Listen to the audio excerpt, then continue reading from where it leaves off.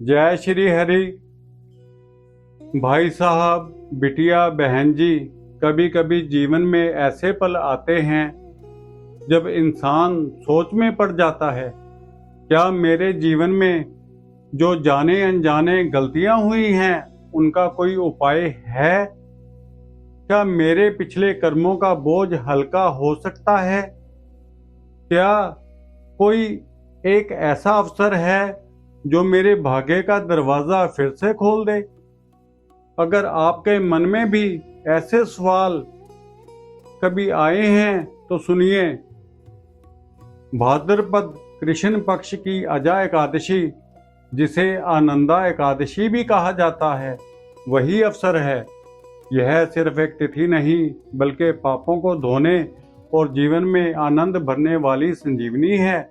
कहते हैं, अश्वमेध सहस्त्रानि राजसूये शतानि च एकादशे उपवासस्य कलाम नारहंति षोडशीम, यानी 1000 अश्वमेध यज्ञ और 100 राजसूय यज्ञ भी एकादशी व्रत के पुण्य के बराबर नहीं हैं। और बेटा, अजा एकादशी तो इनमें भी श्रेष्ठ है। इसका नाम ही अजा, जिसका जन्म न हुआ हो, जो अनादि और अविनाशी है, साक्षात भगवान विष्णु। इस दिन उनका ऋषिकेश स्वरूप विशेष रूप से पूजित होता है। मान्यता है, जो भी श्रद्धा और विश्वास से यह व्रत करता है, उसके न सिर्फ इस जन्म के बल्कि पिछले कई जन्मों के पाप भी मिट जाते हैं और मृत्यु के बाद वैकुंठ धाम का मार्ग खुल जाता है।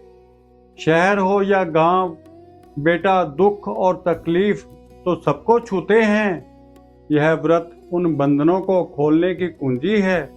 इस साल यह पावन तिथि 18 अगस्त 2025 सोमवार को शाम 5:23 से शुरू होकर 19 अगस्त मंगलवार को दोपहर 3:33 तक रहेगी।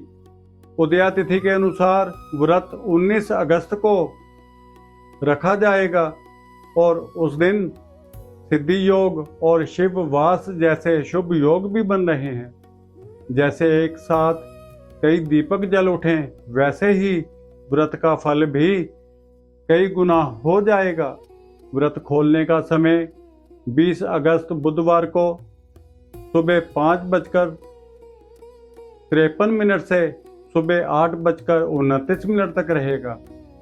अब बेटा, इस व्रत की महिमा समझनी हो तो राजा हरिश्चंद्र की कथा सुनो।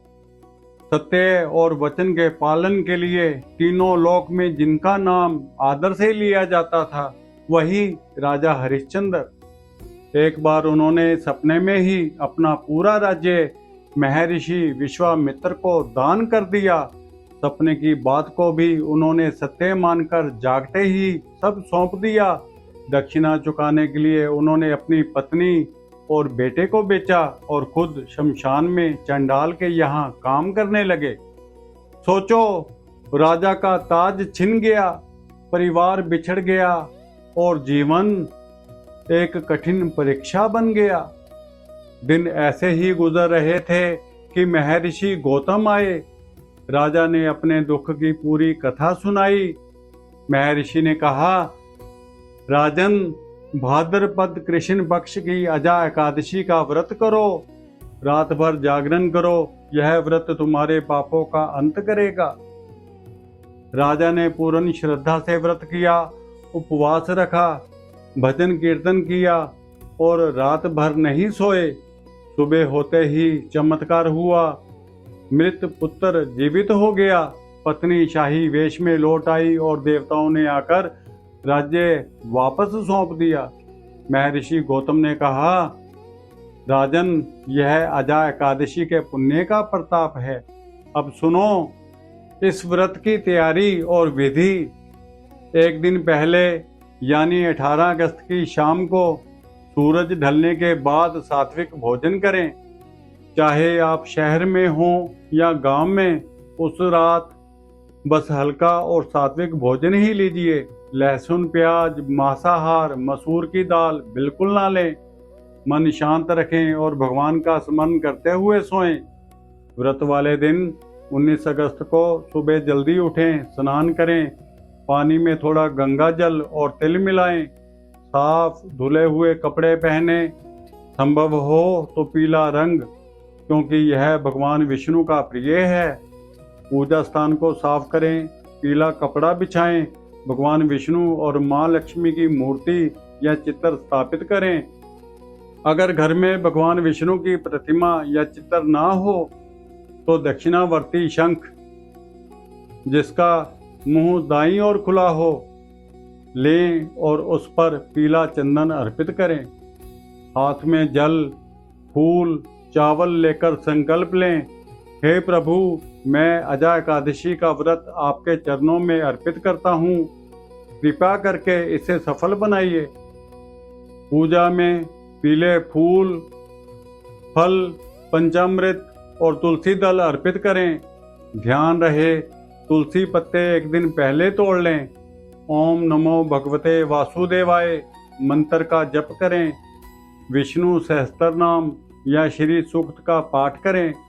दिन भर उपवास रखें, पानी रहित या फलाहार, जैसा आपका स्वास्थ्य अनुमति दे। दिन में सोने से बचें, समय भजन कीर्तन या धार्मिक ग्रंथ पढ़ने में लगाएं। शाम को एक बार फिर भगवान की आरती करें। तुलसी के पास और घर के मुख्य द्वार पर दीपक जलाएं और रात भर जागरण का प्रयास करें। शहर में हो तो मंदिर में सत्संग में शामिल हो सकते हैं। गांव में हो तो घर पर कीर्तन मंडली बुला सकते हैं। इस दिन चावल ना खाएं, मन में कटु भावना रखें, बाल नाखून ना काटें और जीव जंतु या पेड़ पौधों को नुकसान ना पहुंचाएं।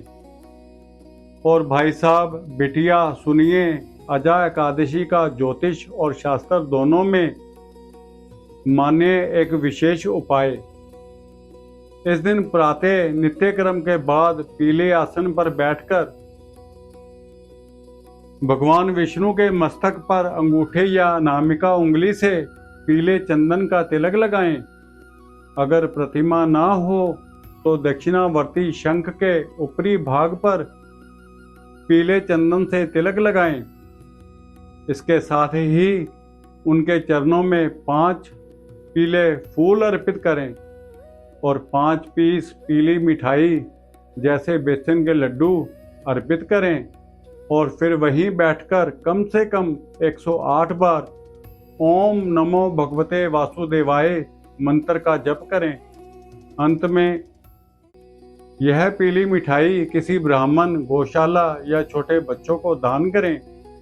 बेटा, यह पीला चंदन गुरु ग्रह को बल देता है, जो इस तिथि के कारक हैं, और भगवान विष्णु की कृपा से पाप क्षय, सुख समृद्धि और पारिवारिक सौहार्द प्रदान करता है। भाई साहब, बिटिया, यह व्रत पापों का अंत और पुण्यों की शुरुआत कर देता है। राजा हरिश्चंद्र की तरह आपका जीवन भी बदल सकता है। बस भक्ति सच्ची हो, विश्वास अटूट हो तो इस 19 अगस्त को व्रत कीजिए, विशेष उपाय अपनाइए और दिन का एक पल प्रभु विष्णु के नाम में लगाइए। अगर आपने यह सुन लिया और दिल में उतार लिया तो इसे अपने तक मत रखिए। इस वीडियो को शेयर कीजिए ताकि और लोग भी इसका पुण्य पा सकें। कमेंट में लिखिए जय श्री हरि और जुड़े रहिए संजीवनी धारा के साथ, जहां भक्ति, व्रत और ज्योतिष की एक अखंड धारा बहती है।